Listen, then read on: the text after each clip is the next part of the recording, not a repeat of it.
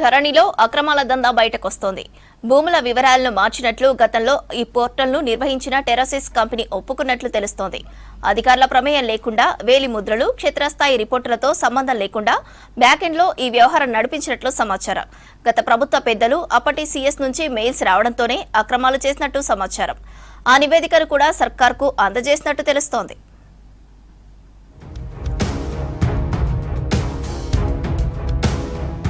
ధరణి పోర్టల్లో భూముల వివరాలను మార్చినట్లు గతంలో ఆ పోర్టల్ నిర్వహించిన టెరాసిస్ కంపెనీ అంగీకరించింది.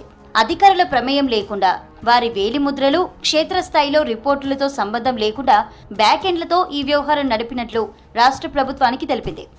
గత ప్రభుత్వ పెద్దల నుంచి ఆదేశాలతో పాటు అప్పటి సీఎస్ నుంచి కొన్ని మెయిల్స్ వచ్చాయని, దీంతో ఆ భూముల వివరాలను ఎలా మార్చాలని చెబితే ఆ రకంగానే మార్చామని ఒప్పుకుంది. ఆ డేటా వివరాలను ప్రస్తుత ప్రభుత్వానికి ఇచ్చినట్లు తెలుస్తోంది.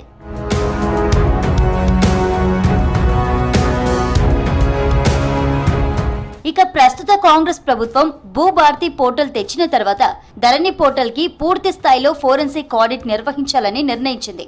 కేరళకు చెందిన Kerala security audit assurance centre అనే ప్రభుత్వ రంగ సంస్థకు ఫోరెన్సిక్ ఆడిట్ నిర్వహించే బాధ్యతలను అప్పగించింది. ఈ క్రమంలోనే ధరణి పోర్టల్ వ్యవహారాలు చూసిన సీఎస్ కంపెనీ బ్యాక్ ఎండ్ లో భూముల వివరాల్లో మార్పులు చేశామని ఒప్పుకున్నట్లు తెలిసింది.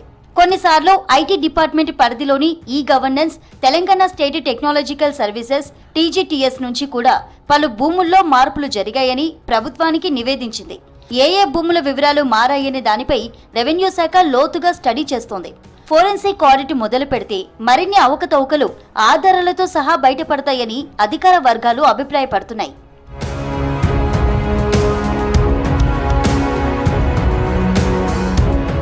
ఇష్టం వచ్చినట్టుగా మార్పులు చేసినట్టుగా తెలుస్తోంది. ఒక క్లిక్ తో వందలు వేల కోట్ల విలువైన భూములు సొంతమయ్యే అవకాశం ఉండడంతో గత ప్రభుత్వంలో కీలకంగా వ్యవహరించిన కొందరు ధరణిలోని భూముల వివరాలను ఇష్టారీతిన మార్చుకున్నట్లుగా సమాచారం.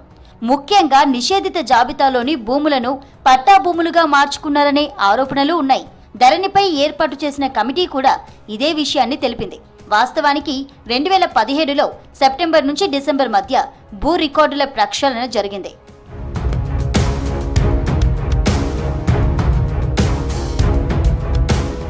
దానికి ముందు రాష్ట్రంలో పట్టా భూములు 1.30 కోట్ల ఎకరాలుండగా ధరణి పోర్టల్ వచ్చిన తర్వాత 2020 అక్టోబర్ నాటికి 1.55 కోట్ల ఎకరాలకు పట్టా భూములు పెరిగాయి. ఏకంగా 25 లక్షల ఎకరాలకు కొత్తగా పట్టాలు పుట్టుకొచ్చాయి. ఆ మేరకు అటవీ, దేవాదాయ, వక్ఫ్ తదితర భూముల విస్తీర్ణం తగ్గిపోయింది. ఫారెస్ట్ యాక్ట్ సెక్షన్ 15 ప్రకారం రాష్ట్రంలో అటవీ భూములు 53 లక్షల ఎకరాలుగా ఉంది. కానీ ధరణి పోర్టల్లో అటవీ భూముల లెక్క 47 లక్షల ఎకరాలు మాత్రమే చూపిస్తోంది. అంటే 6 లక్షల ఎకరాలపై గందరగోళం నెలకొంది. ఇందులో కొన్ని భూములు అసైన్డ్ లిస్టులో చూపిస్తుండగా మరికొన్నింటికి లెక్కాపత్రం కూడా లేకుండా పోయింది. వక్ఫ్తో పాటు దేవాదాయ శాఖకు చెందిన 40% భూముల లెక్కలు కూడా ధరణిలోకి ఎక్కలేదు.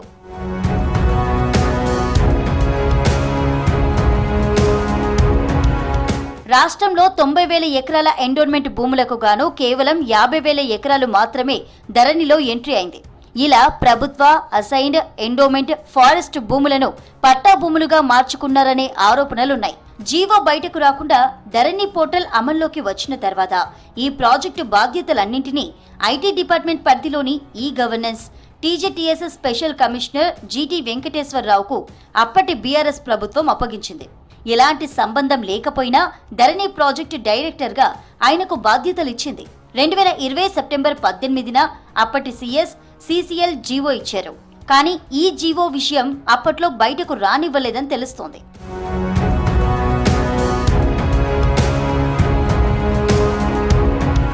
రికార్డులు మొదలు ధరణిలో మార్పులు, చేర్పులు అన్నీ టీజీటీఎస్ ఆధ్వర్యంలోనే సాగేవి. ఇలా టీజీటీఎస్ దగ్గర ఉన్న లాగిన్లోనూ భూముల్లో అనేక మార్పులు జరిగినట్లు కాంగ్రెస్ సర్కార్ గుర్తించింది.